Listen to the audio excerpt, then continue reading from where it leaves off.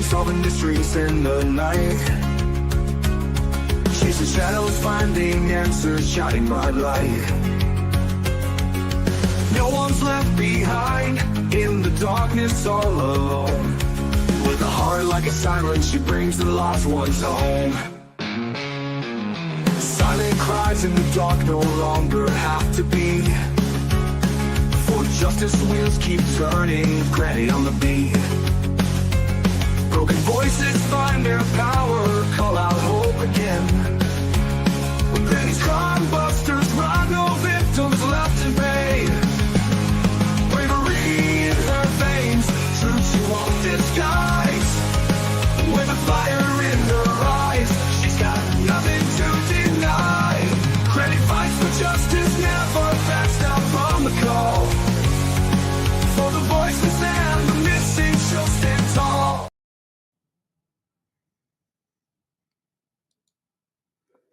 Hello, everybody. How is everybody doing tonight? Hello, Ginger Girl, K9. Good to see you guys. Noni, happy to have you.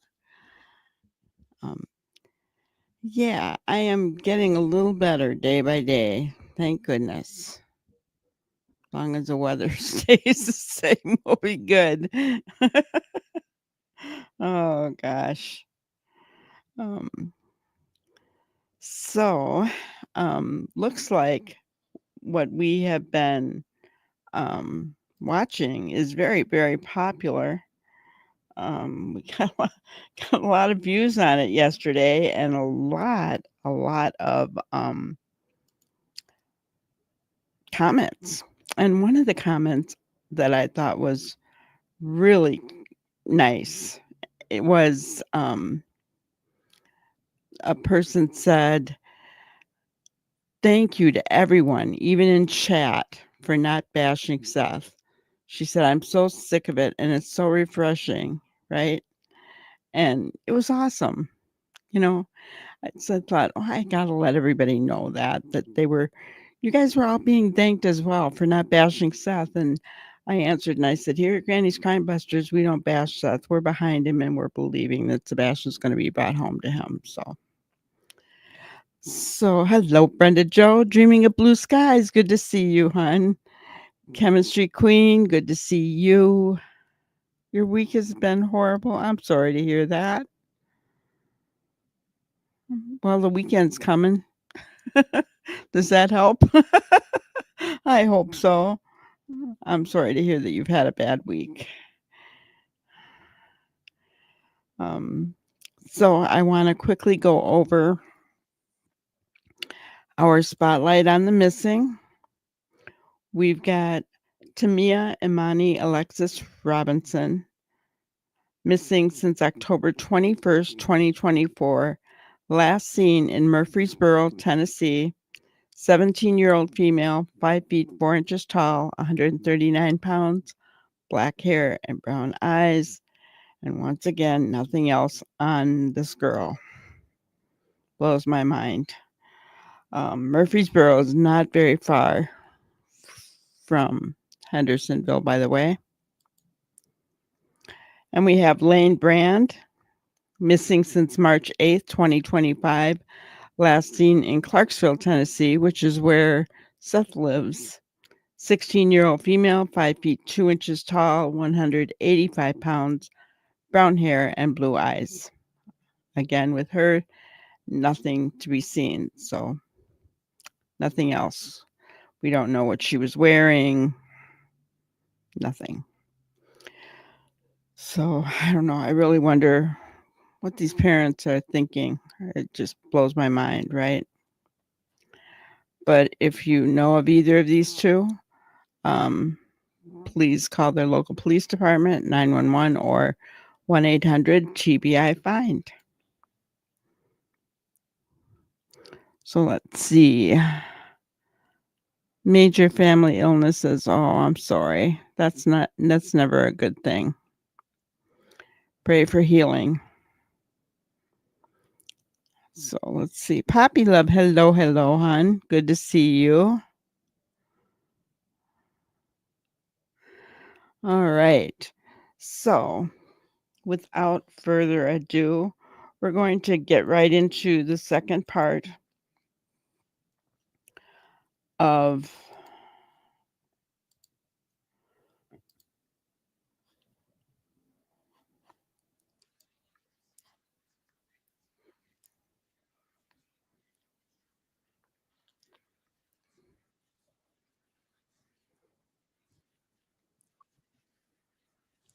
which areas have been searched. And the TBI responded, within the first several days of the search, more than 2,000 miles were searched on foot.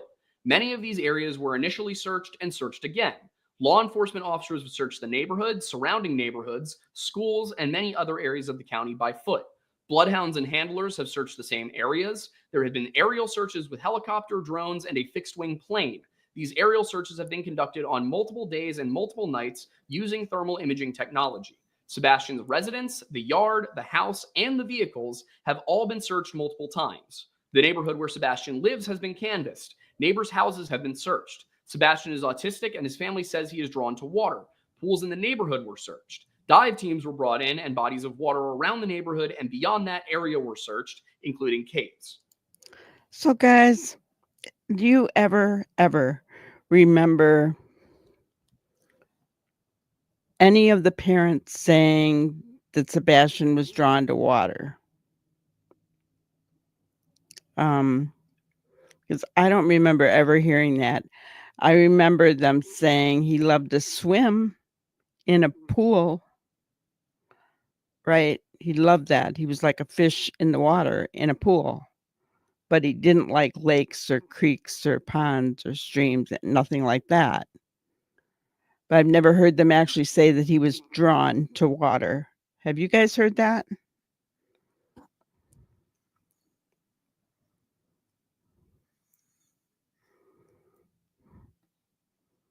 Oh, chemistry queen, I'm so sorry. That's hard. That's hard. And now your mom is in the hospital. You have a lot going on, hon. Well, our thoughts and prayers go out to you. That's awful. Really sorry you're going through all that.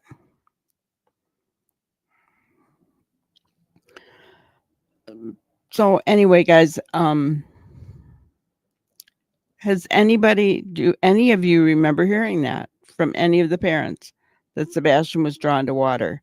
Forget that autistic children are drawn to water. Forget that. Because they said here that Sebastian's parents said he was drawn to water. I have never heard that.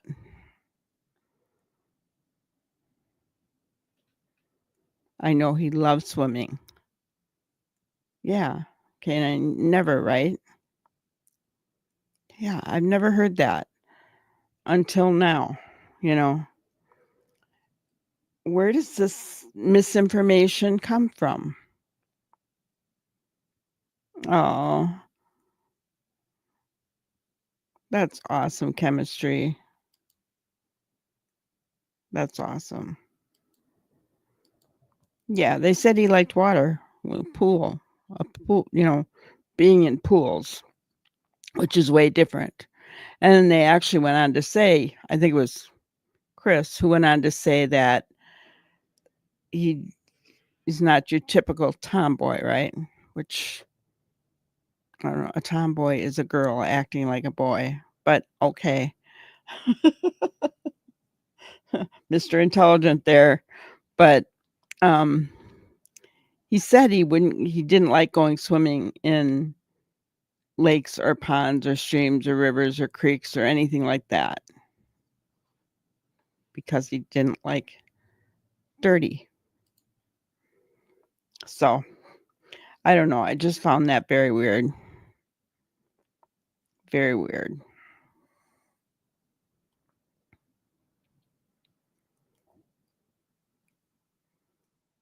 And hello, Noni. Good to see you. Yeah. All right. Let's continue on. I don't think the TBI is going to be winning a Pulitzer for the beauty of their writing here, but they did answer the question in full. The next question related to surveillance and what steps were being taken to look into household, business, and cell phone videos. And the TBI answered, many neighbors and businesses have provided video from home and business surveillance systems. We are grateful for that cooperation. The video has been collected and from the beginning of the investigation has been analyzed and enhanced where possible by tech experts and with the TBI, FBI, and Secret Service. So keep that in mind. That's two different. See, so I remember early on people were saying, I don't think they searched enough. Guys, over 2,000 miles on foot in the first couple days. And some of that area was searched again. You know, it doesn't matter how much you search, he's not there. In my opinion, he's not there. Allegedly. He was taken away in that 3 a.m. car, in my opinion, and who knows where he is, right? That's a really good point. I think KP likes to make law enforcement look foolish because she believes she has outsmarted them. Yeah, by purposely giving misinformation, maybe. You know, we've heard it from Deception Detective, right? That he brags, right? He's braggadocious, right?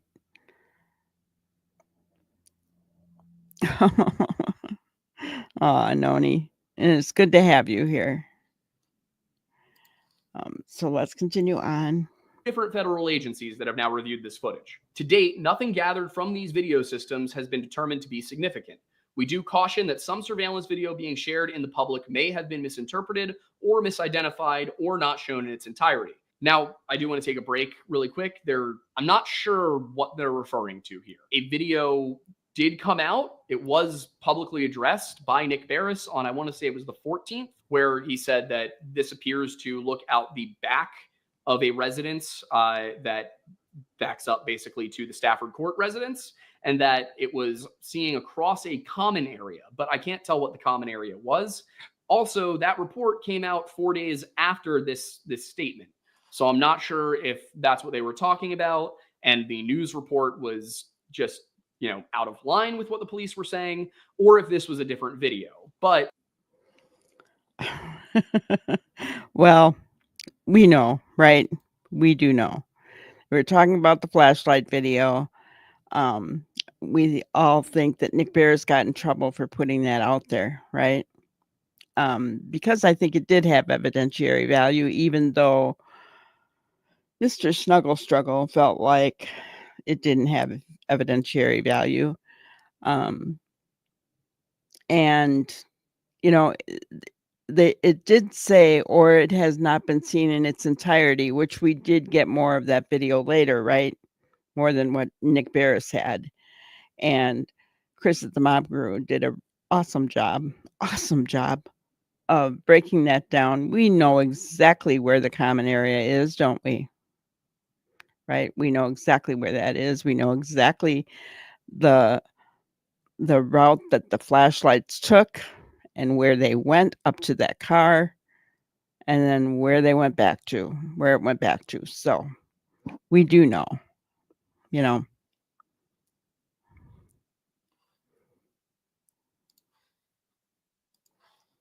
police go on, or the TBI, I should say, go on to say it has been determined that it does not hold any evidentiary significance to the investigation. The TBI statement, however, goes on to say numerous searches have been executed, cell phone data has been analyzed, and any other available digital evidence has been collected, searched, and documented. Information was collected from Sebastian's gaming system and has been analyzed, which I think, is them considering the possibility that he had been having online communication with somebody who then tried to lure him out of the home.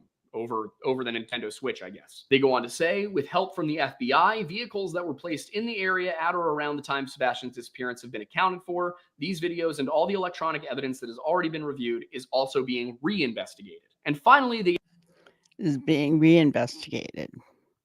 So were all the vehicles in and around that area? Was the 3 a.m. car investigated? Really? And if so, then they know exactly where that car belongs, right? So then they do know more than what we think. I'm just saying. Um, law enforcement is not going to tell us everything, guys. They just won't. They gave an answer to the questions of what's going on now and what is next. And they said the search for Sebastian has not stopped. Every day, tips and leads are investigated. People are being interviewed and re-interviewed. Evidence that has been reviewed once already is being gone over again.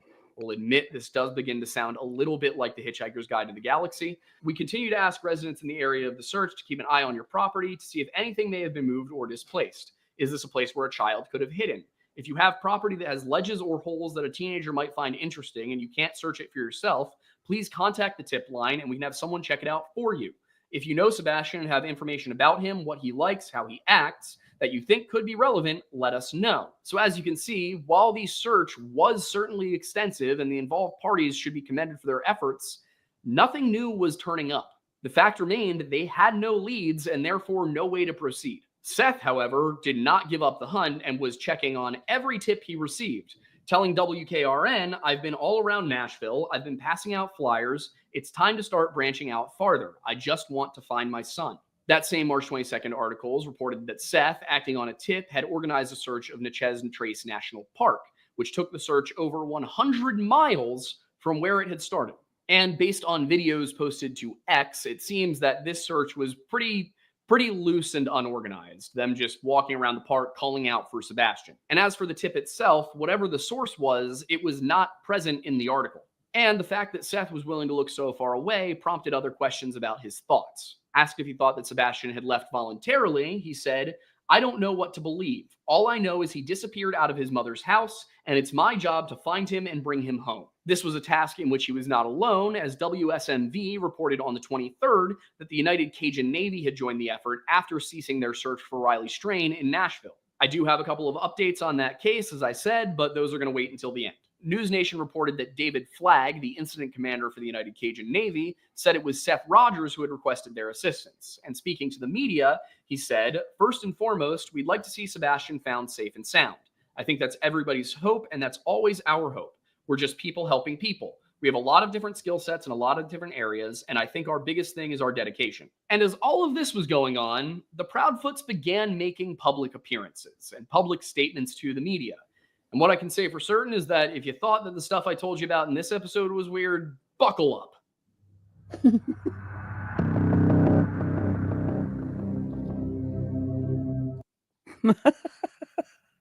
Buckle up, he says. Oh, wow. Let me see what I missed here. All right.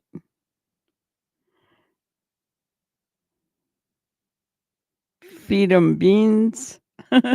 Welcome. We're happy to have you. Hello, Queen. Good to see you. Nick B is now making nice doggy videos.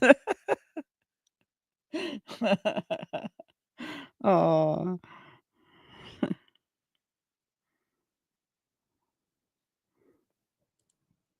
I don't understand why they were asking about Sebastian's life outside of the family. I mean, I don't know. Maybe because they, they were kind of looking at an abduction, so that could be why. But some of, what he said, they had no leads at that time. They were getting leads. They told us they were getting leads. Even Eric Craddock said that they were getting leads. It was not turning into a cold case. Do you remember that? So, what he said about that, about not getting leads, that was wrong. That because they were. Yeah, Sumner County has done a terrible job updating the public. And that does lead to speculation, but they're so closed-mouthed, they're not saying anything. And yeah. Well, I don't believe that's why the case is a disaster. I think I think the corruption in Sumner County and beyond is the reason this case is a disaster, in my opinion.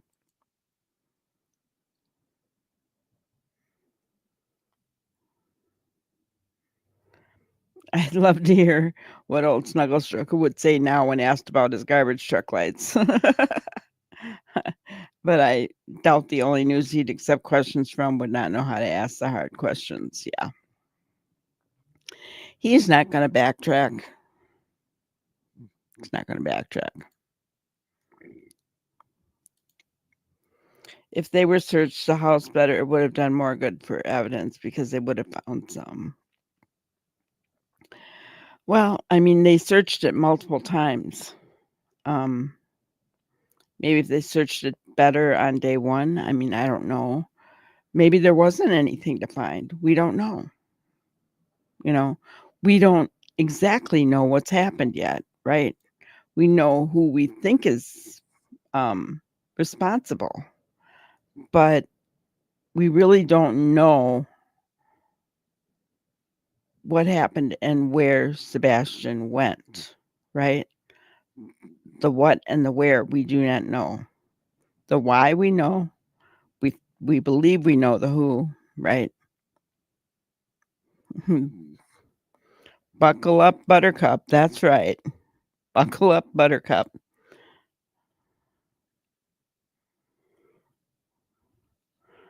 I call it planned chaos. Oh, it was chaos for sure. You know, saying that Seth's search of Natchez State Park was loose and unorganized. I mean, it was better than nothing, you know. At least he was out there looking. Where were the other two? Right? Where were the other two?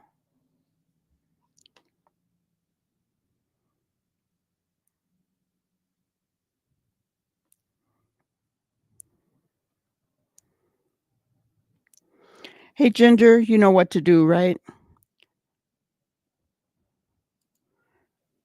I meant it has helped spread hate and threats and people turning against one another. Yes, there are way more than has caused issues. I just think they could have tamped things down by being more open. Yeah. Yeah. So definitely. All right, let's continue on.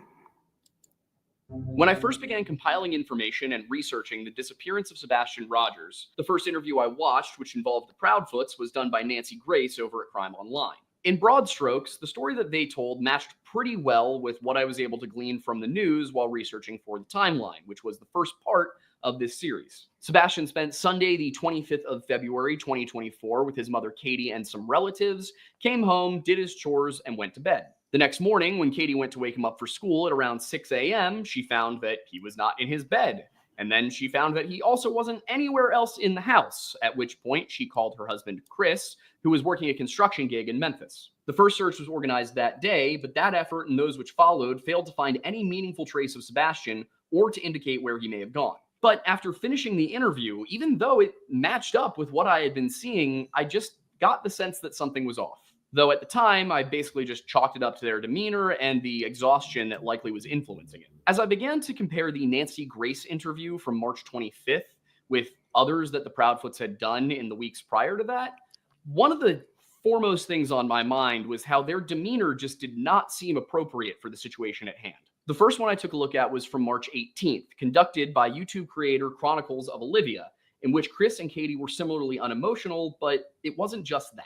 When Katie would speak, she would typically look straight ahead, around, sometimes behind the camera at Olivia, but almost never at her husband. And throughout the entire interview, she just seems kind of emotionless. Chris, on the other hand, would speak looking directly into the camera while almost never looking at Olivia or even his own wife. And when he would express emotion, it was the wrong one. He would laugh, he would smile, he would seem almost giddy on certain occasions. And like I said, Chris and Katie almost never look at each other throughout this entire conversation.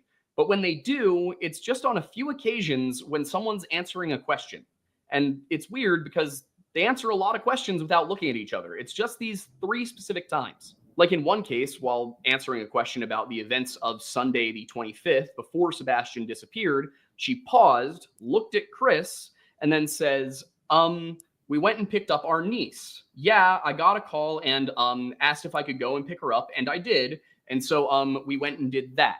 Unfortunately, there wasn't much that I could compare the physical aspects of this interview to, because even when they had the ability to use video when calling into a show, they chose not to in most interviews. That said, there were still other videos of them, and while I had been under the impression that Olivia's interview on March 18th was the first one the Proudfoots had done, I was alerted to an earlier one by the Sebastian Rogers subreddit, one conducted by WSMV News on the 5th of March, where the Proudfoots had largely appeared emotionless during their interviews with Nancy Grace and Chronicles of Olivia. In this one, for the news, Katie at least looked much more the part of the scared mother that you would expect to see. Her voice trembles and she noticeably rocks back and forth as she speaks about the incident. And this is something that I then went back to look for in other videos. And I found that in the Nancy Grace interview, the angle that she's sitting at makes it a little too hard to tell if she's moving back and forth. But in terms of overall movement, Katie remains extremely still in that interview, like very still. In the Chronicles of Olivia one, however, I did catch a gentle yet perceptible rocking motion on a few occasions. But that WSMV News video is very heavily edited, and the Proudfoots are really only shown on screen for a little over a minute. So you can't get much from it. Now, I'm not a behavioral expert, and the most I can say is that I've gone and watched behavioral experts talk about these interviews, but I have not gone through enough analysis yet, so I'll get to those in the part 3 of this series. But what I will say is that it wasn't just the demeanor.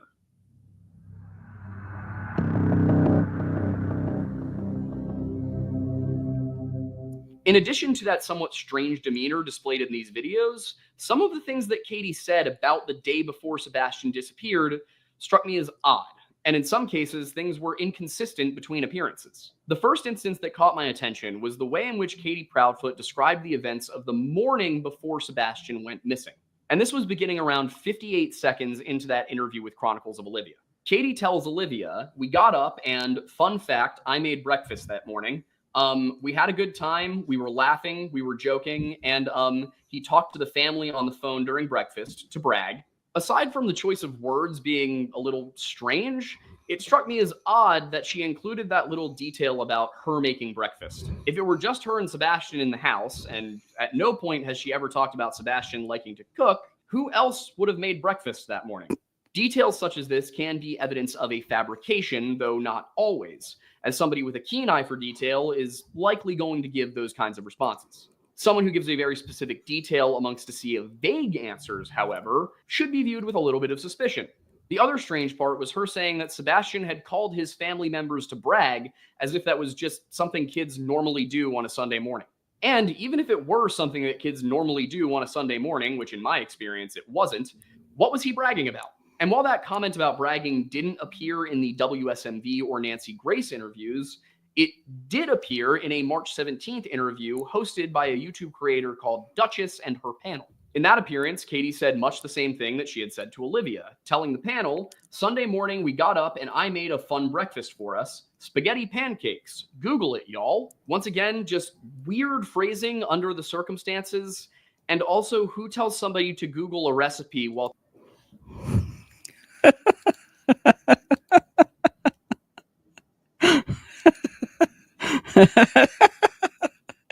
Google it, y'all. Spaghetti pancakes. Courtesy of K9. Oh my goodness. I just love to do that. I keep that here all the time so I can pull it up. Let's see here. Hello, Sam. Good to see you. It has always bothered me the way they displayed his poster behind him and always have his pics laying on a table in front of her instead of holding the poster and the pics standing and facing the camera. That's a really good point, Noni. You know, I more and more get the impression that um, they're looking at these things as if they're trying, as if it's a memory, not as this is my son that I want home, right? I mean, we have watched Seth put videos. We just watched one the other night of Sebastian dancing all over SeaWorld, right? And sharing things with us and different photos of Sebastian. And oh my God, those voicemails of Sebastian and on Sebastian's birthday that had us all in tears. Do you remember that? Um, very strange, right? Very strange. Um, and what he is saying here is very strange as well. Why do you tell everybody? I come on. What mother of a missing person is going to say, "Fun fact, I made spaghetti pancakes for us. Google it, y'all." I really? And then they wonder why we look at their behavior and their conversation, their statements. It blows my mind. It blows my mind how they can even wonder that. Fun fact, spaghetti pancakes. Google it, y'all. Yes, you do, K9.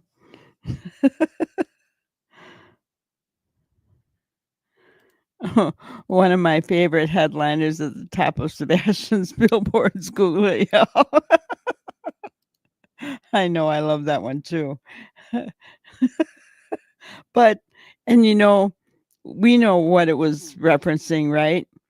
But anybody seeing the billboard that didn't know about this case would look at it and say, oh, so if I Google Sebastian Rogers, I'm going to hear what happened to him, and see, so they would take that seriously, right? And they would Google it because but we know what it was in reference to. Oh man. Um, but he is right, and he's, like you said, buckle up. Buckle up. Some strange things being said by those two, right? Talking about their missing son. I mean, at this point, Sebastian had been missing for a solid 3 weeks and there were no leads. And she's talking about spaghetti pancakes and bragging about how she made breakfast. In any case, she continued saying, "We FaceTime family while we were eating so he could brag because that's something he likes to do. And we were laughing and joking on FaceTime and having a good time." Okay. So I don't get the bragging on FaceTime with family either. Do you guys? I mean, I don't. And it was something he liked to do. Uh, It's fine if it's something he liked to do, but explain it more then. I mean, if you're going to tell us something that's probably not necessary to him being missing, well then at least give us some kind of point of reference. Let us know what you're talking about. Why did he like to do that? What was he bragging about?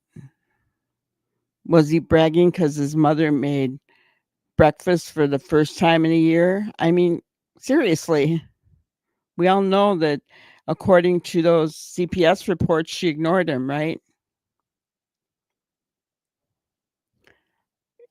Really, was she calling? Who was she FaceTiming? It wasn't Seth.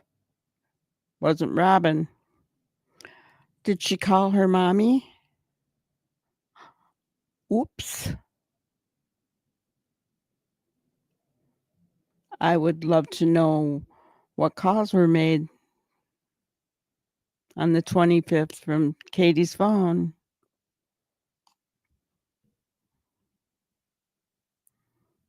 I'm just saying, what family?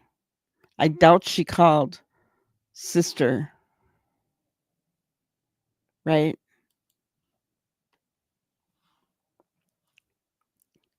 What was Melissa, right? I doubt she called her. I'm not talking that mommy though. I'm talking her mommy, Canine. I don't I don't honestly think, yeah, it was a FaceTime call. And I don't honestly think she'd be calling his mommy, because I don't honestly think his family cared about Sebastian. But I could be wrong. I could be wrong. I do want to say I understand that Sebastian is on the spectrum, and maybe this calling family to brag thing is something that he likes to do. But in multiple interviews, Chris Proudfoot said that his son was kind of struggled speaking to adults, even family members. But after this, she said, "We got a call to go and pick up our niece," which matches what she told Olivia in the interview that was released the day following this. I will admit that the phrasing here of who was being called, who was going to pick up the niece, whose niece it was, and who all was actually there along for the ride that day did send me down a rabbit hole trying to figure out, if there were any inconsistencies here, but it ultimately led nowhere, at least not in relation to the niece. But as I sifted through more and more interviews, I came across further inconsistencies in the narrative given by the Proudfoots. One of these was with regard to what happened between 9 p.m. when Katie told Sebastian to go to bed and midnight when Katie herself went to bed. According to the first version of the story given by Katie in the interviews from March 3rd, 5th, and 17th, she sent Sebastian to bed at 9 p.m., and that was the end of it. Other interviews, however, add a detail. In the interview on the 18th, Katie said he was doing something in his room because about an hour later, I heard some noise and I was like, "I don't care what you're doing in there, but go to sleep." It's not proof of anything that this only appears on the 18th, but I do wonder why she would not include that detail in previous conversations. And that Chronicles of Olivia interview is much shorter and much less in depth than either of the ones with Duchess. So I'm curious why it is that she gave 3 interviews, not mentioning any hearing a sound at, 10 p.m., and then suddenly she remembers it. And in another interview on the 20th, this time with the YouTube creator Smiley Stories World, she reiterated that statement with only a minor change to the verbiage. Instead of "go to sleep," it was "you're supposed to go to sleep," which would be absolutely no problem if not for the interview with Nancy Grace 5 days later. You see, Nancy asked specifically about what Katie described to her as a thud heard around 10 p.m., saying, you said, "Look, I don't care what you're doing in there. Go to bed. Is that right?" And this time, Katie said that her exact words were, "Bubba, did you fall out of the bed?" And he said, "No, ma'am." And I said, "Well, whatever you're doing in there, knock it off and go to sleep." While I'm not going to say that this is what happened, it does almost seem like the story told by the Proudfoots changes as public opinion shifts. Initially, he just went to bed around 9, but then we had. I am so glad he said that, because it's true. Whenever they get some kind of criticism or somebody comes out like Mr. Yummy or Mike Demand and they talk about things that the Proudfoots have done wrong, conveniently their story is added to or changed a little bit. It keeps changing, right?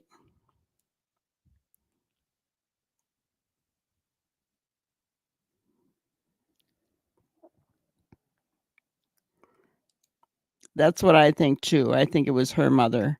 And I imagine how that made Seth feel if he found out about that. Pick a mother, any mother. She's a game player.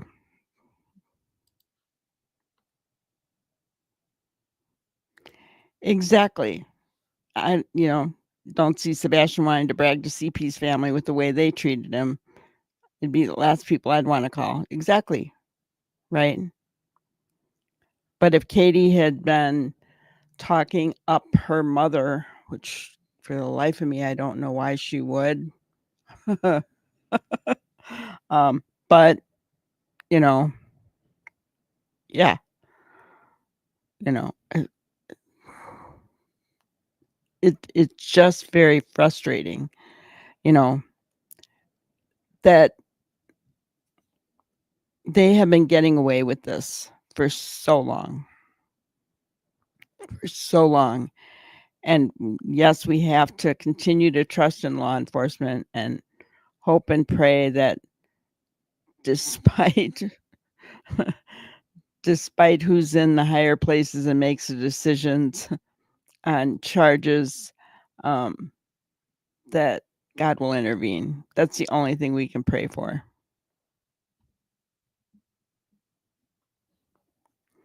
That's a good point, Ginger. She has a personality that mimics and mirrors those she is close to, and it's very concerning. It really is.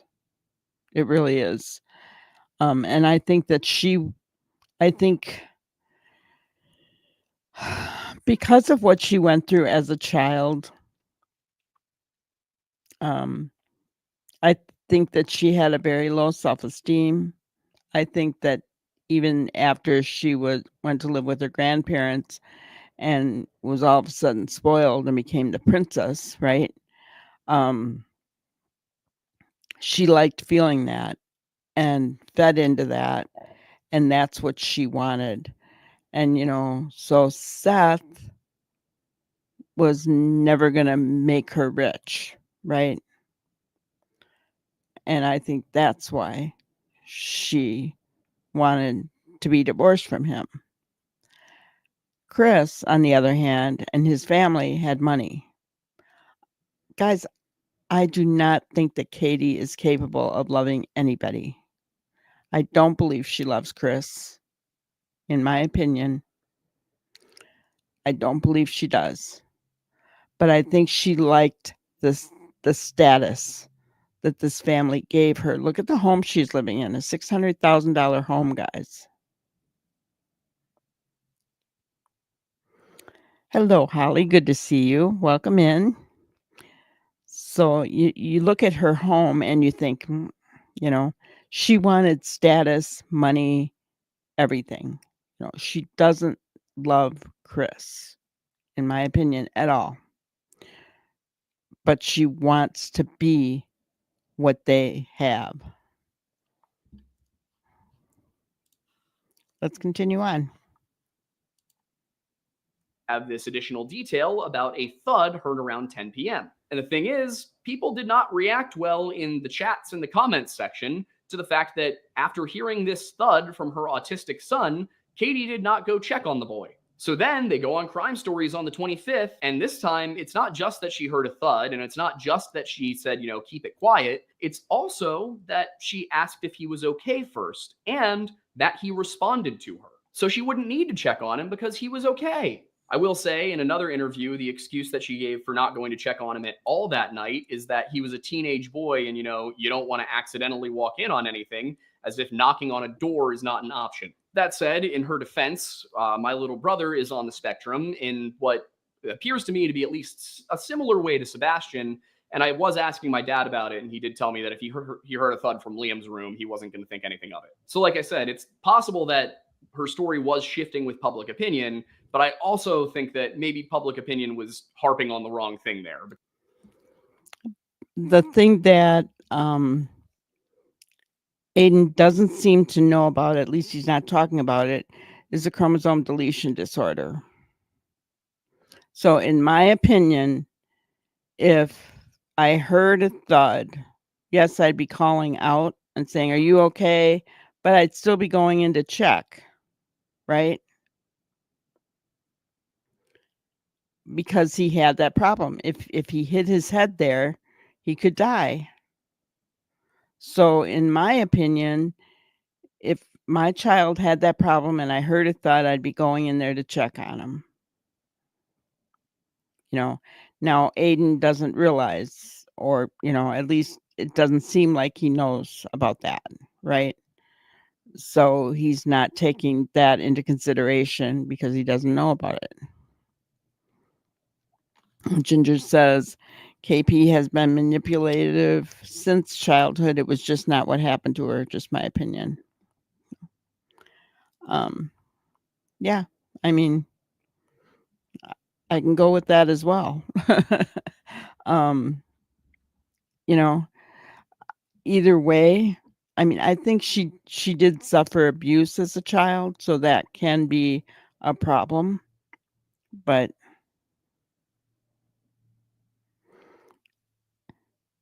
hello, Anger Boda. Welcome in. I agree with you about Katie. At the court hearing, they showed her looking at someone, BHB. The look showed everything. Very proud look about the testimony. Yeah. Yeah. Her face said it all. And the way like that she was laughing and smiling and everything, acting totally normal um in the courtroom gallery. It's like gallery. When you know cameras are on you and your son's missing, even if you're in court for a related mess, that's the only thing I can call it. You should really be watching your P's and Q's. You know what I'm saying? Watch how you're acting because she didn't do herself any favors. She really didn't. But then again, she did not Nellie Olson? I'm not sure what you mean by that. I know of a character in an old series, Little House on the Prairie, that was a Nellie Olson. I don't know what you're talking about, Angerboda. So let me know what you're saying there. Yeah. She seems to have an unusual bond with her birth mother, and really she wasn't raised by her. So yeah, there's a lot of speculation there for sure. Absolutely. Absolutely. Okay, that makes sense. Little House on the Prairie, spoiled one. Yes, exactly. Exactly. Exactly. For those of you who have never watched Little House on the Prairie, but maybe many of you do because, you know, we've got a lot of people my age in here. Any of you remember Nellie Olson? Oh, that little girl. I wanted to slap her up alongside the head half the time. Oh, she used to make me so mad. Jean Ann Simmons, hello, welcome in. Little House on the Prairie, that Nelly snotty attitude. Yes, exactly. Exactly. That's a really good definition of Katie.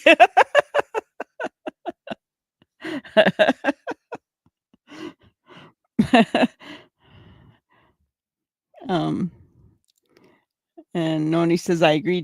KP definitely had a traumatic childhood, the kind that could severely fracture a person's psyche. However, we all have choices in life to make, and we all reap what we sow. Karmas. I agree.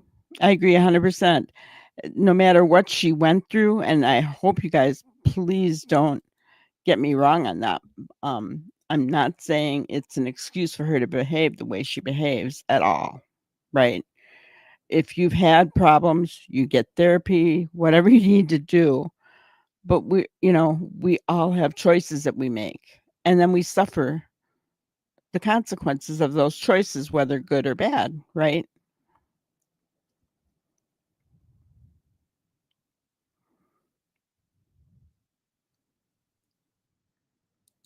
Everyone was saying she looked like Laura Ingalls. Oh, I don't think so.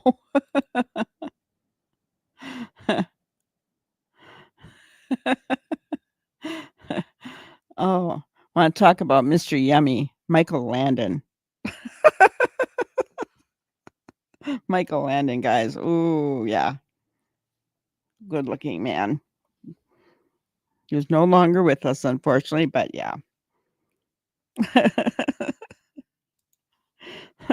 That was when TV was good. All right, let's continue. Because again, Sebastian's 15.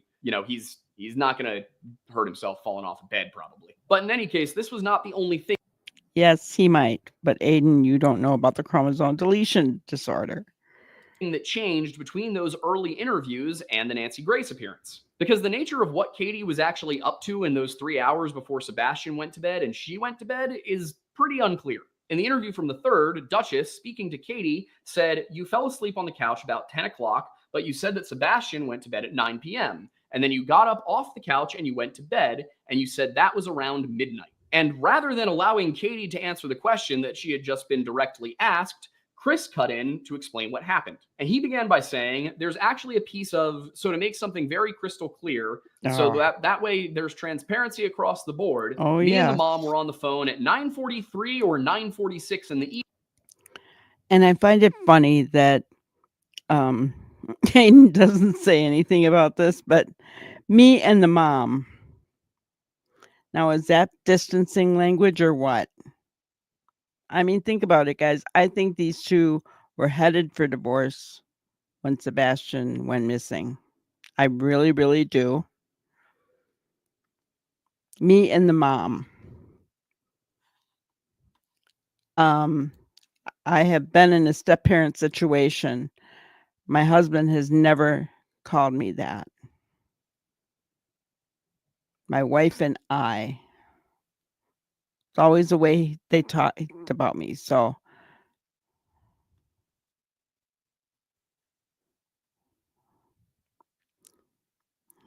let's see. Good night, John boy. Don't go to sleep yet. We're not done. But do you guys find that weird, me and the mom? To me, that is distancing language. Everything that we're finding out from our statement analysis gurus, right?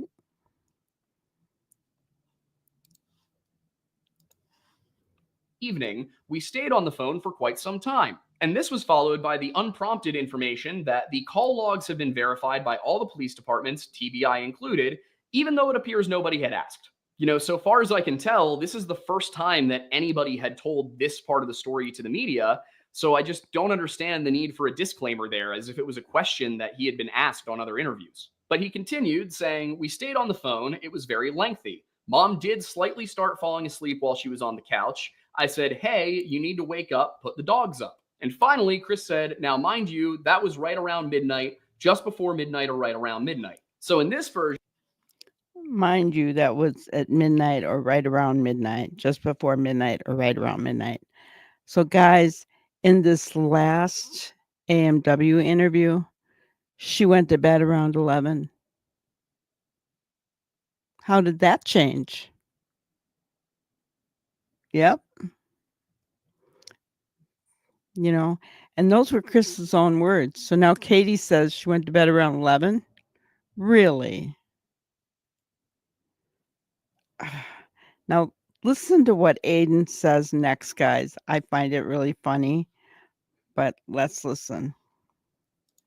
Katie got on the phone around 9:45 p.m. and then began to nod off around midnight. In the March 17th interview, the story is much the same, with Duchess asking Katie to walk me through exactly what transpired during that time before you went to bed at midnight. And again, I want to emphasize some of the wording used in the question, which was, walk me through exactly what transpired, okay? Because this is important. Katie told the panel that she and Chris usually talked at night and that Katie frequently started to fall asleep before they had hung up. And Chris would tell her, wake up, you got to go to bed, in this case, around midnight. From there, she says she got up and put the puppies up before turning in for the night. And then the next time I could find this period being discussed was during that Nancy Grace interview on the 25th, in which Nancy asked Katie what she was doing between 9 p.m. and midnight. And this time, Katie replied, I had been reading a chapter that I needed to, and I had been talking to my husband on the phone. And this was a detail that she had not mentioned prior. And as I said, Duchess asked her to describe exactly what transpired. So, where did this detail come from, and why was it not present a week earlier? But Katie elaborated, I was falling asleep on him, so that's when he told me it was around midnight. He told me to go ahead and put the dogs up and go to bed, and that's what I did. Later in that same interview, Nancy would ask her to clarify what she was reading a chapter for. She said for school, but what? And she said that it was for a business administration course at DeVry. And along with the evolving details of that night, another thing that caught my eye was that phrasing of put the dogs up. It's weird because in that interview with Duchess and her panel from the 17th, Katie had told the panel that when Sebastian gets up to get snacks in the middle of the night, the dogs don't bark at him because he shushes them. So what is meant by put the dogs up? In order for him to shush them, he would have to walk past them.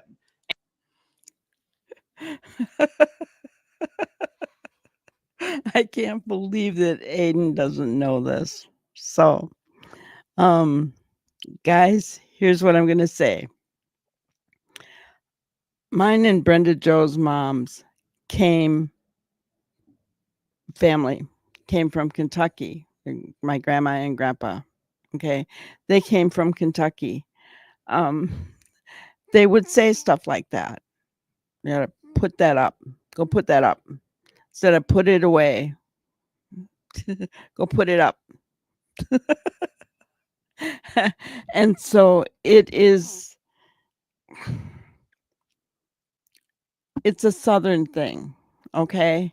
So he's taking it literally because he's trying to say that the dogs were up in the bonus room. But no, they weren't. They were in that like little back porch. Okay. I forget what they call it, sunroom. Okay. In a crate in there. So, which yes is near the kitchen, and yes, Sebastian could have shushed them, right? They, but he's taking it literally, and he's saying that they, putting him up. Does that mean putting him upstairs in the bonus room that's above the garage? And it just cracks me up to listen to him taking this so literally. It's just weird.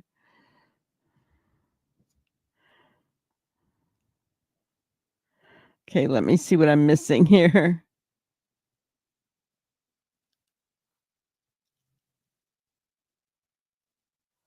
Yes, multiple people have said they were on their way to divorce. Oh, no nap today. You're going to be tired.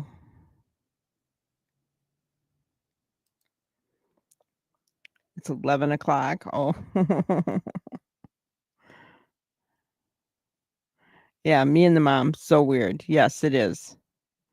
And now they are bonded in tragedy. They sure are. Yes, the neighbors saw the lights on in the home after 3. Well, we saw pictures of the lights being on in the home at 3 a.m., right?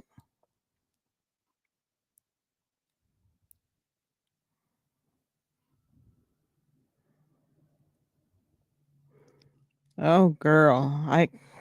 I couldn't do that anymore. Get up at 5.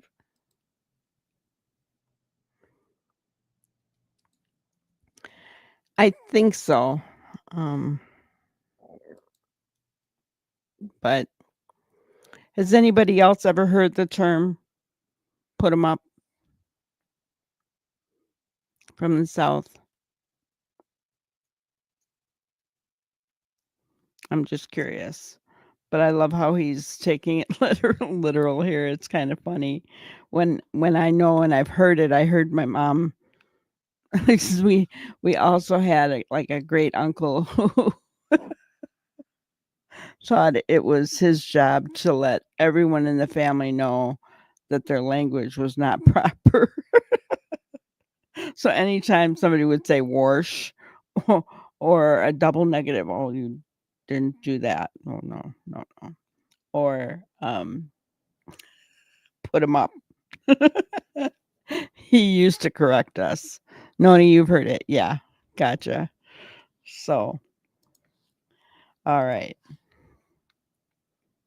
And according to Chris and Katie Proudfoot, in every interview where they discussed it, Sebastian's room was on the ground floor because they live in a ranch-style home that has a bonus room above the garage. And again, the reason that this is a problem is because in all of the interviews where the Proudfoots talk about the layout of the home, they tell everybody that Sebastian's room is on the south side of the home, and that the bonus room over the garage, well, that would be on the north side of the home. So if the dogs were being put up, that would imply that they were being put up in the bonus room. But No, Sebastian doesn't no, pass the Aiden. bonus room to get to the kitchen. So what's meant by put the dogs up? I'll be honest, this could be a total nothing burger. It was The just nothing she burger. kept saying it every single time. It's one of the only consistent things she says in these interviews, and it makes no sense given the layout of the house as they've described it. You know, they say that Sebastian has to walk past the dogs to get to the kitchen, but they also say put the dogs up. I know I'm repeating myself here. It's weird.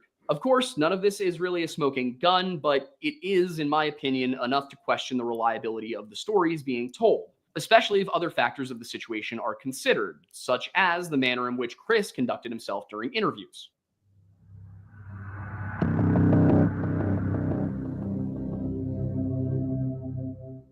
Throughout the appearances made by the Proudfoots, one thing I noticed is that Chris very much seemed to be in control of the narrative they presented, and he was the one fielding most of the questions. But then upon closer inspection, I noticed that he also frequently avoided answering questions. You know, he would say something that would sound almost like an answer, but it would avoid the substance of what he was being asked. Now, Katie, it seems, did this too, but there was really only one instance that stuck out to me, and that was from the March 17th interview. I believe it was Duchess, but it might have been another member of the panel who asked, how many pairs of shoes does Sebastian have? Katie answered saying, I'm not going to tell you how many shoes he has, but I will say that all the shoes he has are accounted for. Beyond hiding some form of severe neglect, I cannot fathom a reason to completely withhold this information. While I could understand not giving an exact number because any deviation from that given number could engender suspicion from the internet, I don't understand not at least giving an estimation like, oh, he's got about half a dozen pairs. He has about 4 pairs. He has about a dozen pairs. But then after one of the panelists named Crystal said that she didn't quite hear Katie,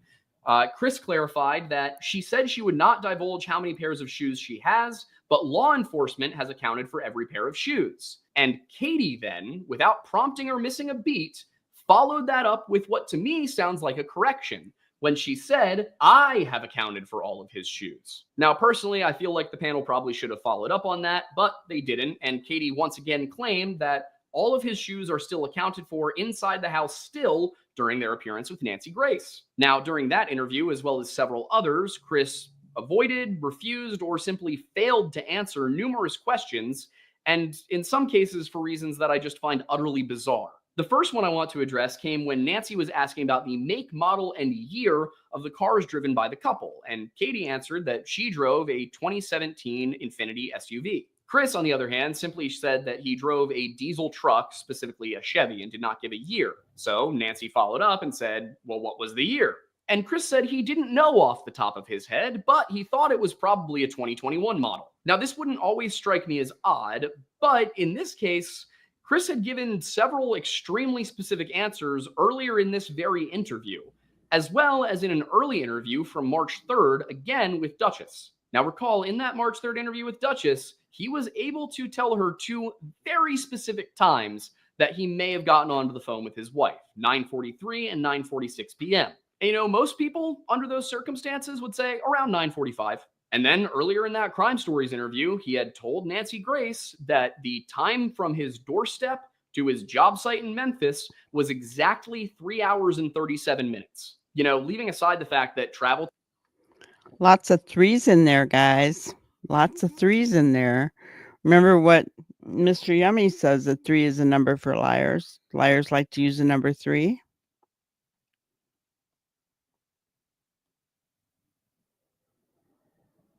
Exactly. Or put your toys up. I heard that. I don't know how many times. Put your toys up. Put the groceries up. Yeah. Canning. Yeah, see? Everybody knows what we're talking about. But Aiden, for some reason, has never been exposed to our kind of talk. I think that's funny. Somebody really needs to address that with him because he made too big of a deal about it, in my opinion, here, because he didn't understand that. She's consistent with it because it is a normal way of talking. Pinocchio equals 3 is good. Yes, Jeananne. Yeah. So, yeah, it's crazy, right?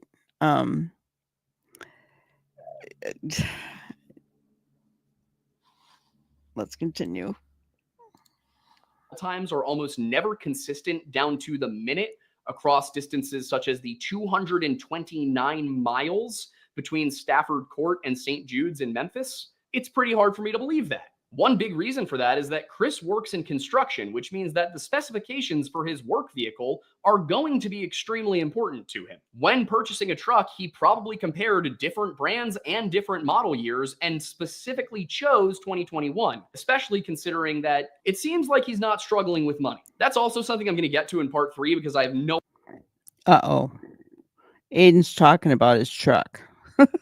idea where all of this man's money is coming from. And in addition to that bit, while anecdotal, I can't think of a single person I know who could not tell you the year of their primary vehicle. Aiden, what year's your truck? 1989. What year's your Camaro? 2010. Amanda, what year is my Altima? 2020. What year is my Jeep? 2014.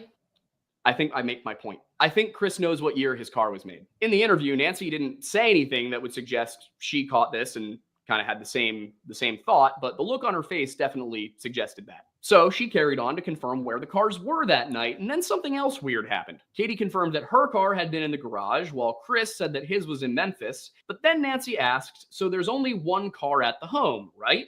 And Chris replied, there was actually a work vehicle in the driveway at the time as well, but it hasn't moved.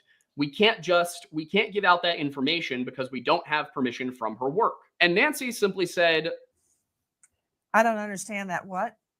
and personally, after 2 weeks of doing nothing, I mean literally nothing but research this case, I feel that on a spiritual level. But Chris kind of responded about the make and model of the vehicle, like, saying, I can't tell you the make and model. You asked about the make and model of the vehicle. I'm telling you, I can't tell you. And Nancy, seeming a little incredulous, asked, why is that? If it's out in the driveway where people can see it, why is that privileged information? Now, Nancy didn't ask the name of the company. She didn't even ask what the company did. She just asked the make, model, and year of a car that was sitting in the Proudfoot's driveway in their possession.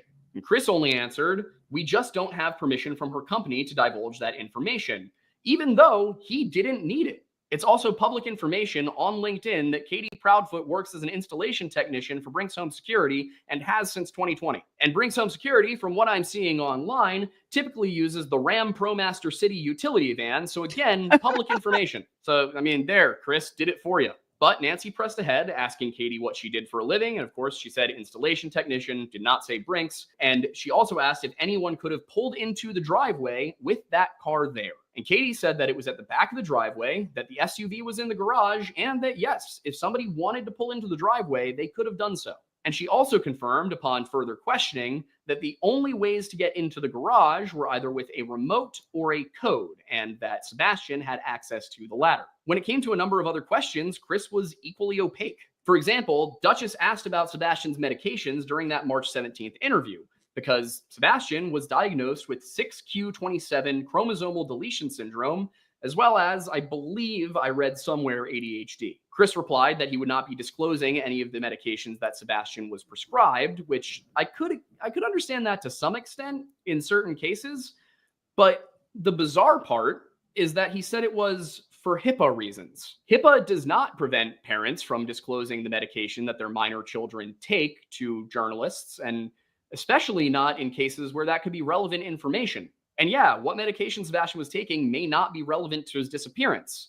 But why not just say that instead of lying and saying it's for HIPAA reasons? On top of that, I feel that having that information out in the open could be useful in the event that Sebastian, who, again, 15, intelligent, he's just on the spectrum, he knows what medications he's on. What if he goes to seek them out? If he did run away and he knows he's supposed to be getting medication, What if he goes to a clinic and tries to get it? If every clinic in a 100-mile radius knows what medications this boy is on, they might know to flag anybody who comes in who matches his description looking for those medications. You know, the fact that Sebastian was on the spectrum makes me think that he would probably really care about his daily routine, and taking his meds would be a part of that. So, funny thing, I think Chris says things like that. Oh, I can't because of HIPAA, you know, because he thinks he's looking smart, he's looking intelligent. But what he doesn't realize is anybody that knows what HIPAA's about knows he's talking. Yeah, he's crazy, right? Oh, K9, thank you so much. Thank you so much. I appreciate that. And for you, we're going to have Lacey say thank you.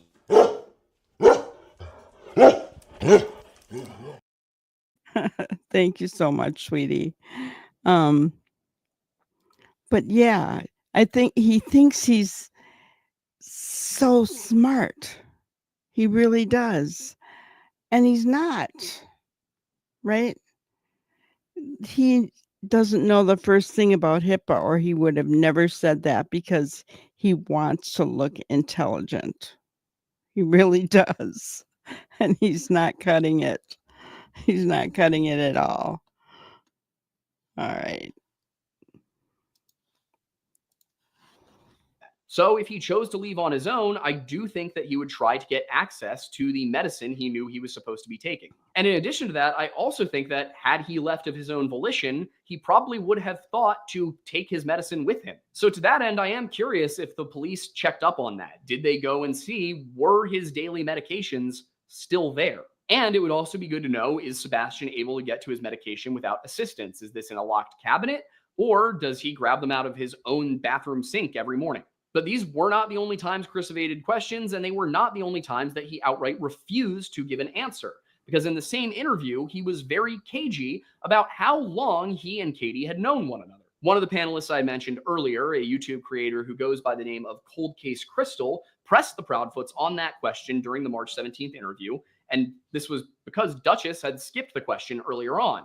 And Chris immediately went on the defensive, replying, "So my question to whoever is asking that is, what does that have to do with the investigation of our son?" And Duchess seemed to agree, telling Chris that people came for her for skipping it and that she didn't think it was pertinent to Sebastian being missing. Chris replied, "I mean, it really has no pertinence to the investigation or the fact that our son is missing. But like I said, I'm respectful, I'm brash, and I'm direct to the point.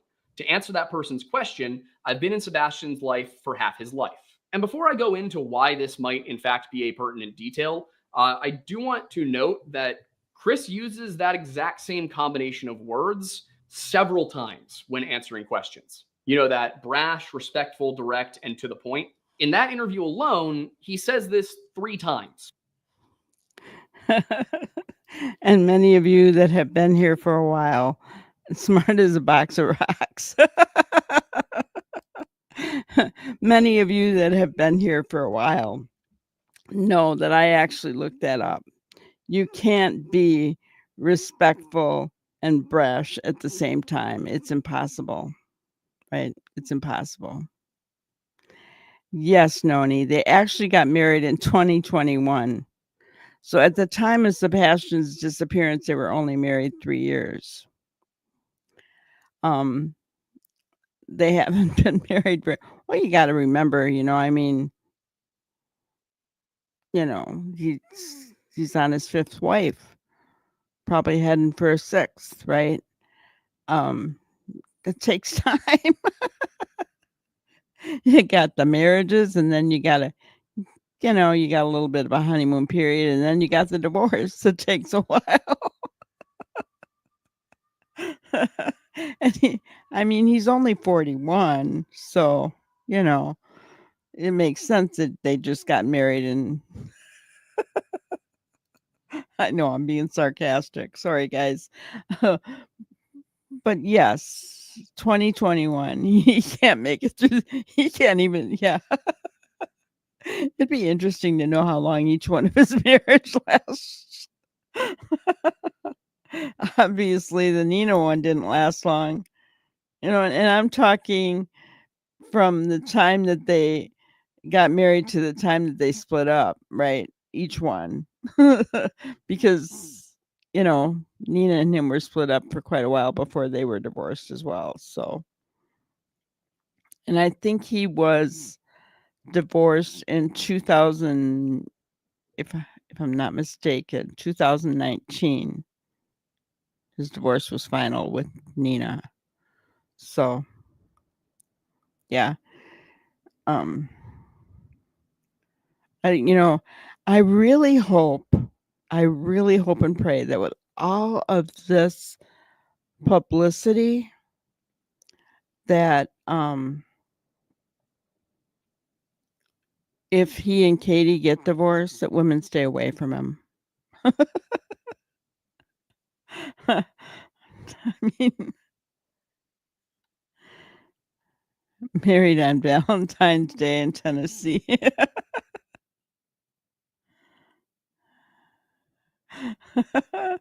I'll bet as soon as they said I do, they wish they had said I don't. I don't I don't think Katie said that because she wanted the lifestyle, in my opinion. That's my opinion. I think she still wants a lifestyle. But they are bound together for whatever reason by this tragedy. I've heard that they even take separate cars. They don't, that they're never together anymore. You really think so? Well, if you hear any women out there say that he's all that, send him my way. Send him in chat. We'll talk to them. We'll let them know, right? Because I do not get it. I don't know what year they bought their first home, and actually, I don't think they bought any of their homes. I think his mother did. They were just paying the mortgages. Because they bought the home that they're living in now on Stafford Court in 2022. Before that, they lived on Remington Avenue. And that must have been when they were first married because Chris was trying. He was teaching Sebastian how to ride a bike and teach him how to work the excavator and all that. And I don't know if he just found out he didn't have the patience for this young man, right? Or what happened. But when they moved into the Stafford Court area, things went downhill.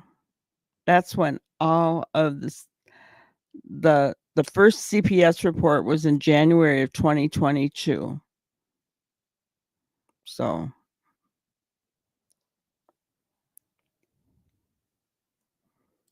is that marital discord or paranoia? Separate cars? I mean, I don't know. Yeah. I mean, that's true. God, there's like a following for that Wade Wilson character, isn't there?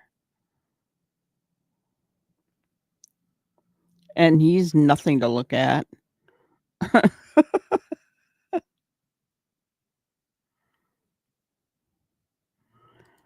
That home with the pics of Sebastian was their first home. Before that, they rented. Gotcha. That was the one on Remington Avenue then.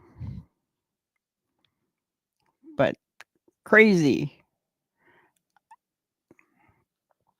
All right, let's continue for a little bit longer here. We're not getting through this very quickly, guys. And that's just in this one. He said it another 2 times in a different podcast. And I'm trying to see if there's a pattern here. I haven't determined if there is yet. But as to why that's pertinent, it's because the answer to that question may make Chris seem like not the best guy. I'll be going into more detail about this in part 3, but the quick version of Chris's previous marriage, which was his 4th, is as follows. Chris married a 35-year-old single mother by the name of Fernanda Gomez, who went by Nina, in 2016. This is while he was still stationed in San Diego for the Navy. And then she became pregnant in September of that same year. According to Gomez, Chris was not happy about any of this, and he was also physically abusive towards her 2 children from a prior marriage. Now, it should be noted that currently this is a complete he said, she said issue. I have yet to verify most of the details from either person's account. So again, just keep that in mind. Regardless, Faith was born June 2nd, 2017, and at that time, the marriage was in a very bad place. Chris was living in San Diego, but Nina, because during the pregnancy their marriage had broken down a little bit, had moved back in with her parents in Albuquerque, New Mexico. She had lived in New Mexico when she and Chris first began speaking. They met through a dating app.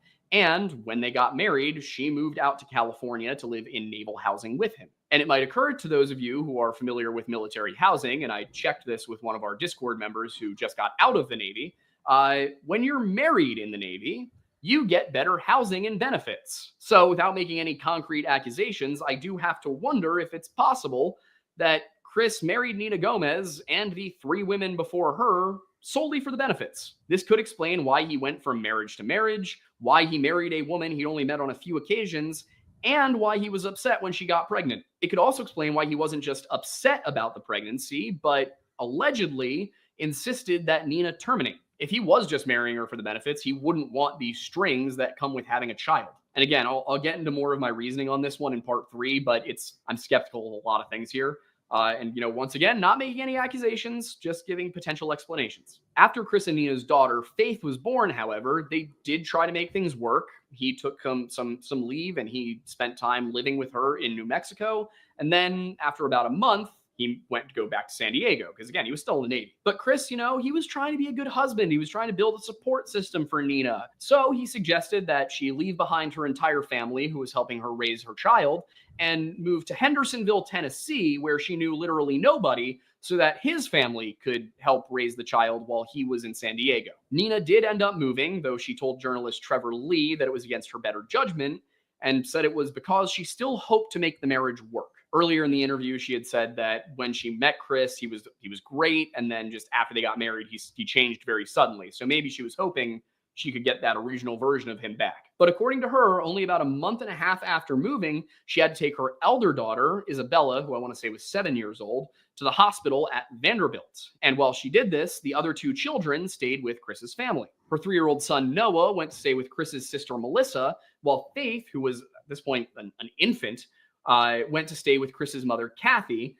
And this arrangement, according to her, may have all been a trap. She claims that when she returned home from the hospital, Melissa met her at her apartment and dropped off Noah, and then they went inside to wait for Kathy to bring Faith. But rather than Kathy showing up, a lawyer knocked at the door. If Nina's story is to believe, then that lawyer was Kathy's family friend, Patty Garner, who served her with a temporary protective order as well as divorce papers. There is just so much that is alleged to have happened in the months and years following this incident, but I'm still working through all the details and verifying things and reaching out to people involved, trying to figure out what's true and what's misremembered and what might be an outright lie. So I'll be getting to that stuff more in part 3. But at this point, you may be asking yourself a very fair question, which is, why is he talking about this and how is it relevant to Sebastian? Well, as it turns out, Chris has actually been vying for full custody of his daughter Faith since January of this year. All the while, he's been working out a deal with Seth to have Sebastian go live with him. And we know that Chris said that he has known Sebastian for half of that boy's life. As we know, Sebastian is 15 years old, which means he's known Sebastian for somewhere between 7 and 8 years. And that means that he has known Katie since at least 2017, if not earlier. And if it turned out that he had been dating Katie before he even filed for divorce from Nina, that could pretty considerably complicate his reputation and also get in the way of this custody case ongoing in New Mexico.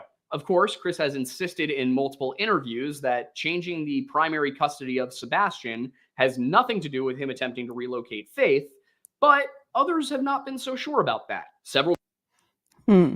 So, and many of you may know that Katie was actually Chris's boss in the Navy. So that's how they knew each other. But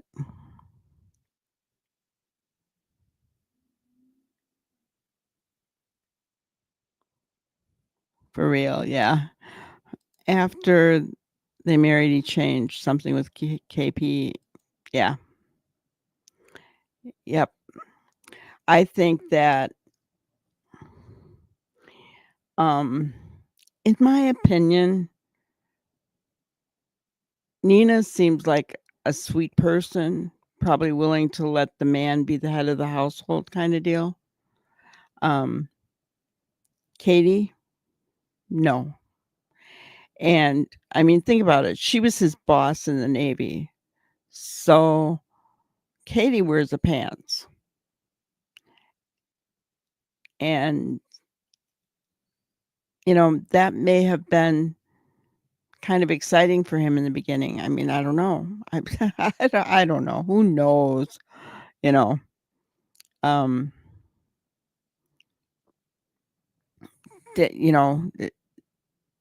I'm not sure. Is Aiden right about Chris marrying to get all the extra benefits in the Navy? That wouldn't surprise me. But why would you keep doing it over and over and over and over again?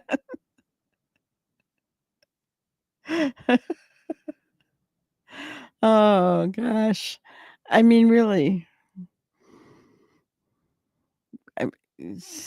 Divorce is expensive. Why would you do that over and over and over? I don't understand that. I really don't. But I do believe 100% that he was having an affair with Katie when he was still married to Nina. Yeah, CP drew up Seth's parenting plan. So CP was with KP during her divorce from Seth. Yes. They were together and both were married, in my opinion, no matter what they say.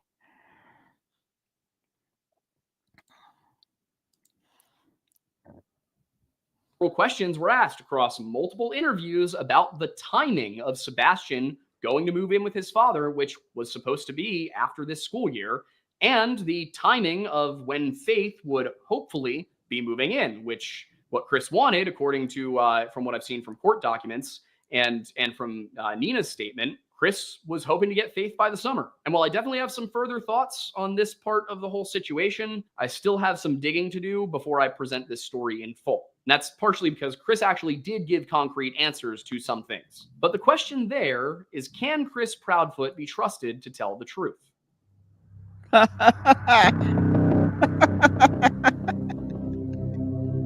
Can Chris If the Proudfoot question tell the is, truth? can you trust Chris Proudfoot? Then the answer is a resounding no. And I say that because, and I will admit that I buried the lead here, Chris Proudfoot didn't even tell the truth about whether or not he'd taken a lie detector test. On a full 3 occasions during the March 17th interview, Chris said or implied that he had taken and passed a polygraph. Now, of course, polygraphs are not admissible in court. They are more for investigative purposes, for ruling suspects in and out, and even then they shouldn't be used in isolation.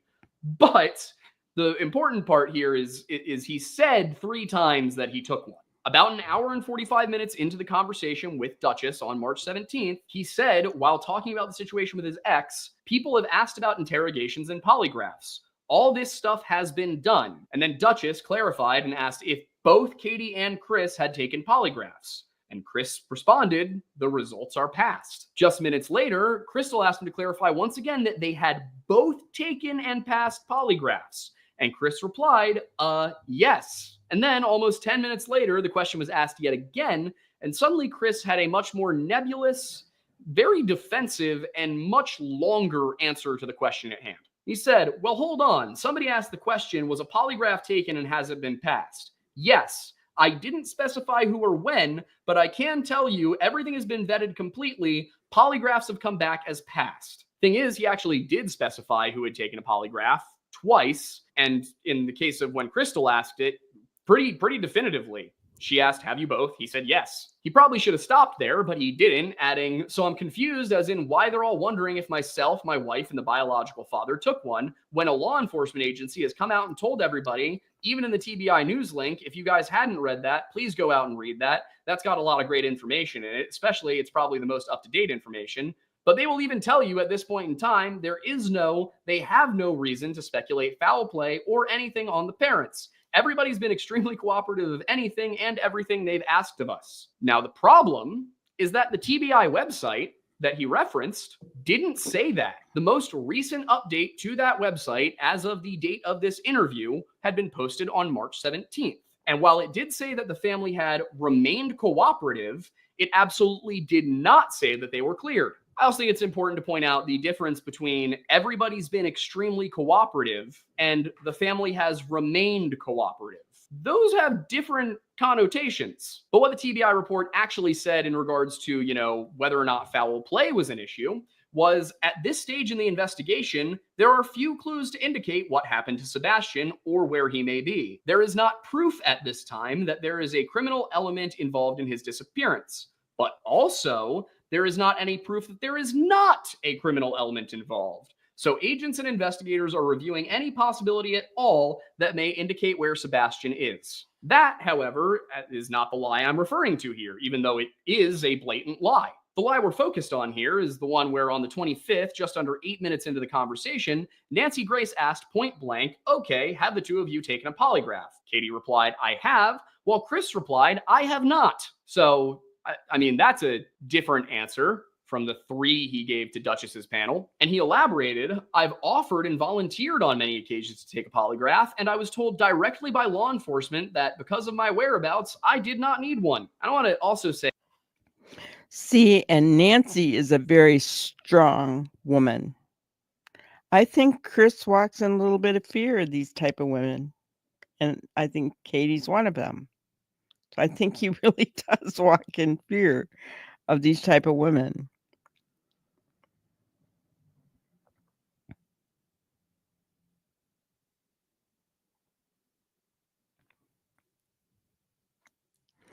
There are many women that hang around military bases to meet the enlisted.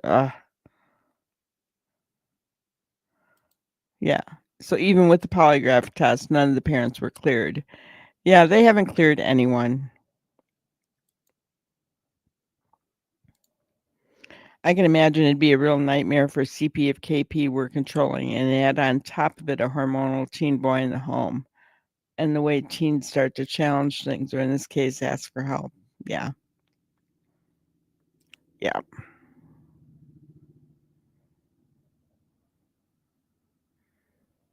Yeah. Crazy for sure. But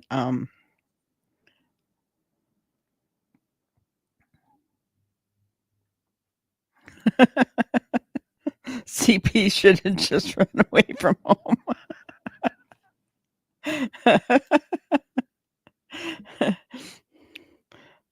I'm going to try to finish up his last thought here, and we're going to end for today. I don't know how long. Say that at no point have I stumbled across any confirmation from law enforcement that they did confirm he was in Memphis that night. Haven't come across it. It might be out there, but I sure haven't seen it. If somebody has it, send it to me, and I'll factor that into part 3. I would love to know, honestly, please, because no.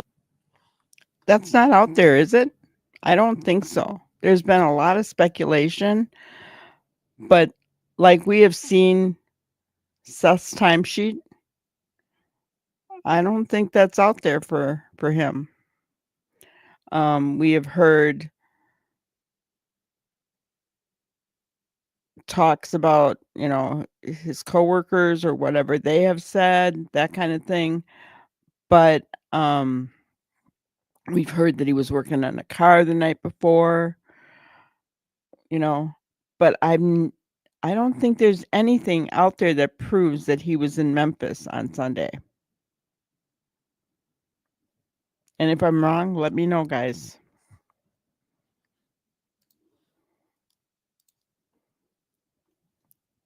Knowing that he was in Memphis would knock some stuff off the table for me and really help me to organize things. That said, I have a few reasons to believe he may not have been in Memphis. But anyway, later in the interview, Nancy came back to that and asked Chris, "If I were to set up a poly for you, would you take it?" To which he replied, "Name the place and time, ma'am. I'll be there." This, it seems, was also a lie because Nancy Grace says she followed through on it and Chris didn't hold up his end of the deal. Speaking to Crime Online journalist Dave Mack in an episode of Crime Stories posted on April 4th, 2024, Nancy revealed that she had set up a polygraph, a very well-respected polygrapher, a place, and a time. However, according to her, Mr. Proudfoot tells us that he has been instructed by the TBI not to be on with us today and ask for help finding his son, his stepson, and not to take a polygraph.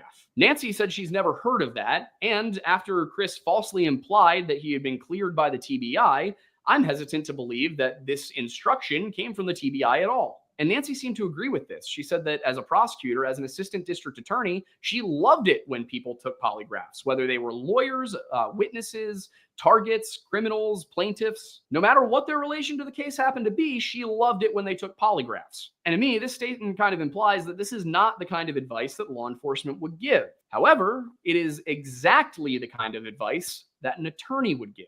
Now, of course, in that interview with Duchess and her panel on the 17th, Chris also did say that he had not retained a lawyer. But why would he need to do so on record when he has Patty Garner, Esquire, as a family friend? And I want to be clear here, while I said I have to verify some things about the Nina Gomez story, I have verified that Patty B. Garner was the attorney here. She did represent Chris Proudfoot in those hearings about Faith back in September and October of 2017. And Nancy wasn't done. She went ahead and she asked Dave Mack, didn't Mr. Proudfoot, Chris Proudfoot, Sebastian Rogers' stepfather, didn't he tell us he would take a polygraph anywhere, anytime? Isn't that true? Dave confirmed, and Nancy added, he also told us, should I believe him or my lying ears, that he has never taken a polygraph before? Didn't he tell us that? Once again, Dave confirmed this to be the case, and Nancy then asked him, did he not tell another outlet that he had already taken a polygraph and passed it? There's definitely a bit of showmanship here, but in this case, I think it's warranted and it's appropriate because it does a great job of illustrating how blatant this lie is. And, from there, Nancy invited Dave Mack to explain for us. And Dave basically said everything I've already pointed out here. At which point, Nancy threw this over to Seth, who was actually also sitting in on the call. And she asked him, Seth, I don't understand that, because he told me he would take a polygraph if I set it up. I set it up. I went through a lot of hoops to get it set it up. One convenient to him in the area where he says he's working. Then he wouldn't take it and blames the TBI. So now I find out he's told other outlets he's taken one and passed. Do you know the truth? Also, just really quickly, because I forgot to put it into the script, but it is relevant. Basically within 2 minutes in the Nancy Grace interview, he said that he and Katie had left because, oh, by the way, I forgot to mention this one as well. Sometime between that March 18th interview with Olivia and that March 25th interview with Nancy Grace, they left Hendersonville in an RV to go to Memphis. And again, this is the kind of thing where it was inconsistent because in interviews, they told, I think they actually left by the 20th. In the Nancy Grace interview, they said that they had left so that Chris could go back to work. But in that same interview, when Nancy Grace asked Chris where he was working, he said that it was up in the air. So the question is, was Chris employed by the construction company working at St. Jude in Memphis, Tennessee on the 25th of March, 2024? Or was he not? Because from what he tells Nancy Grace, it's Schrodinger's job. But back to the polygraph, Seth, when asked if he knew the truth about whether or not polygraphs had been taken, said that he did not know. And then he contradicted Chris's claims again by telling Nancy that he also hadn't taken a polygraph when Chris said that he had. And remember, on that panel with Duchess just a week before this, he said that all three of them, he initially said that all three of them had taken and passed a polygraph. And then he said, he and Katie definitely had. And then there was that weird kind of cagey response where he said that the TBI had cleared him rather than just straightforwardly answering the question. Which, honestly, the fact that rather than say yes or no to the question of whether or not he'd taken a polygraph, he went and obfuscated it and then goes on to say, oh, and also, just so you guys all know, the TBI says that we're all cleared. You really don't need to be asking these questions. That just comes across as so incredibly defensive to me. I would be considerably less suspicious of Chris Proudfoot if he had simply said, no, I have not yet taken a polygraph. And here's the funny thing. Chris still holds his head up like he's done nothing wrong. You know, guys, I don't know about you, but I would be humiliated, embarrassed so badly if Nancy Grace on national TV caught me in a lie. I mean, can you imagine? And yet he thinks that we should believe everything he says. No. No, no, no, no, no. So let me see here.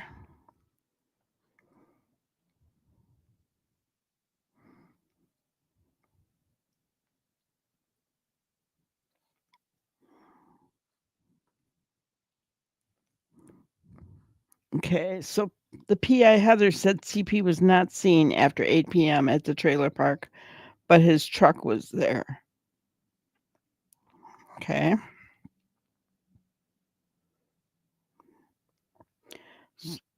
So but we also,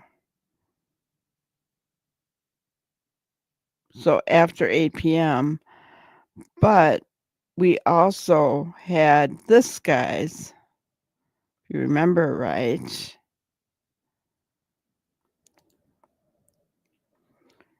Remember where 1735, that we feel like that was Chris at the TRH before Katie even pulled in. I mean, that's a possibility there, right? Not to mention that there was talk about that poker game on Friday night. The geofencing put his truck in that area that weekend. I mean, I don't know, right? No matter which way you look at it, he does not have a solid alibi. We know Katie was in the house from the time they got home from TRH, allegedly until 3 a.m. Anyway, and then back at home at 6 for sure. I know, right? I think she's a family lawyer, and from everything that I have heard, those two lawyered up early on. Yeah, narcissistic behavior for sure. Oh, she's a 4-star lawyer, good reviews. Interesting.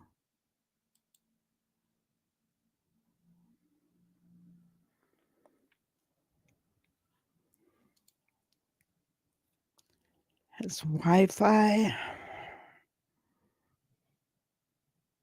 I mean, it's been years since I've been on a motorcycle, and at that time they didn't, but they could nowadays. I don't know.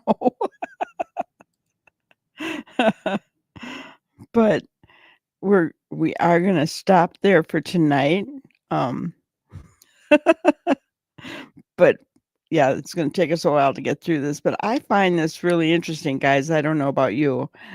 It's reminding us of some things, right? And a few other things that we didn't know about, right? The lawyer, um, different things. So I really feel like it's helping us to put things back into perspective again, because he's going through this timeline really well and talking about the important stuff, you know. Yeah, I don't either. That's why I just wouldn't take that as,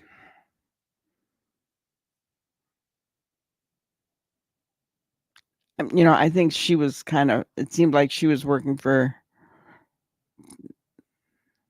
somebody else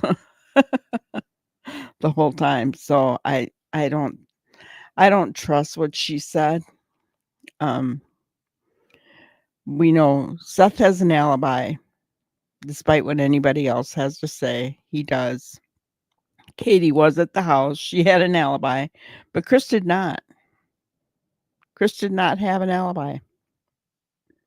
Or the alibi he tried to give was a lie. Just like being caught in the lie about the polygraph with Nancy on national TV. You know, what an idiot is all I got to say. What an idiot. I cannot believe how stupid he.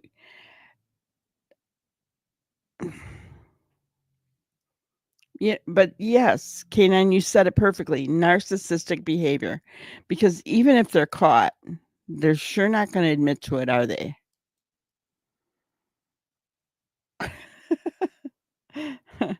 um, I saw this one today for my grannyism, and honestly, it just kind of struck me. If everyone is thinking alike, then someone isn't thinking, right? We need to think differently to figure out this case. I'm not saying though that we go off the deep end and we ignore facts, right? Because we have to look at the facts. And obviously not everybody in this case is thinking alike, so that's not the problem, but yes. And oh gosh, like he said, he'd been working for 2 weeks on nothing but that case, right? So, I mean, he was digging and diving deep, you know. So he looks at actual news reports, research, and I agree with him. I mean, he looks at, you know, obviously the other interviews and stuff as well, because he wants to hear what they're saying. Good point, Canine. They believe their own lies. They really do. They really do. And what's worse is they're good at making other people believe their lies. It's only those of us who are willing to think a little bit differently, right? Think critically and see through the BS. Those of us who are willing, like Aiden, to look at actual news reports, actual statement analysis, actual behavior analysis, and look at the underlying things, right?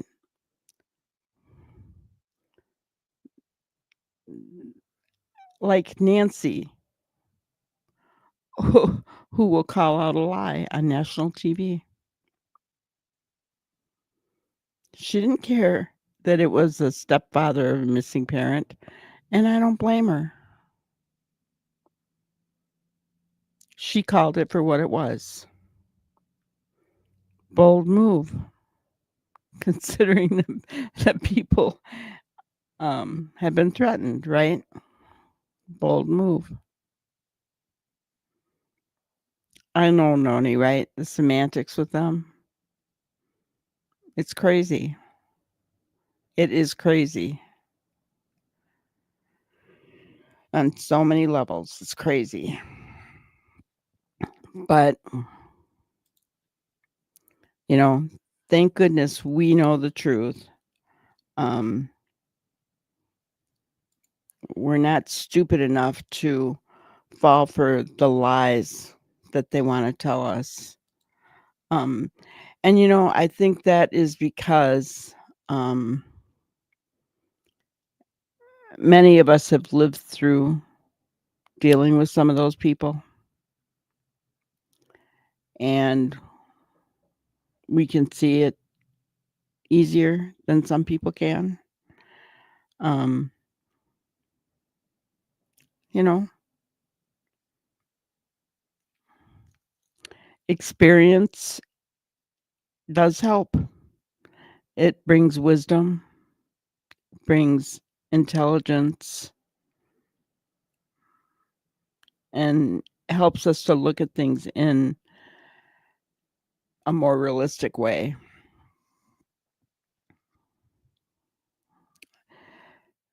So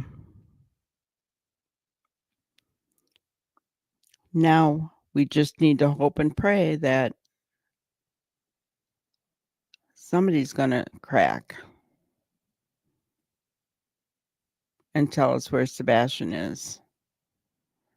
And Mike DeMann really feels it's going to be Chris. I think so too. I don't think Katie's going to crack. And I think that Chris is going to get tired of being bound to Katie.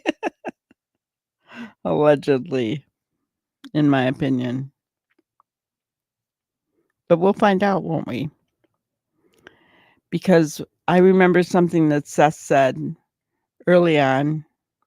He said that we just need to find Sebastian and then I will know the truth. And how true is that? His daddy will get the truth out of Sebastian. I believe that. I believe that. Somebody has to crack. Somebody knows something. Guys, there's a $500,000 reward. You know, I saw something that Mr. Yummy put out earlier, and he said that if they're with the $500,000 reward, he asked some questions about it, right? And he said if people knew the answer to these questions, they may be more willing to talk. I don't know if that's true or not, but I mean, it's a thought, right? But I believe that that information is on At Night's website, from what I've heard. So I don't know. You know, you're not going to put all your disclaimers on a blip board, right? It's just not going to happen. You're not going to put them all on a blip board. So, all right. Well, that's all I have for tonight, guys. Thank you for being here with me. I appreciate each and every one of you so much. Please, please, please hit the like button on your way out. I would really, really appreciate it. And we'll see you tomorrow night. Have a good Friday night. Thank you for watching another episode of Granny's Crime Busters. We really appreciate each and every one of you. Don't forget to subscribe and like and even share the content. You can follow us on any of our other social media platforms at YouTube, Twitter, Instagram, Facebook, and TikTok. We really appreciate you guys, and you can also email us at granniescrimebusters@gmail.com. Thank you so much, and we will see you on the next one. Thanks, guys.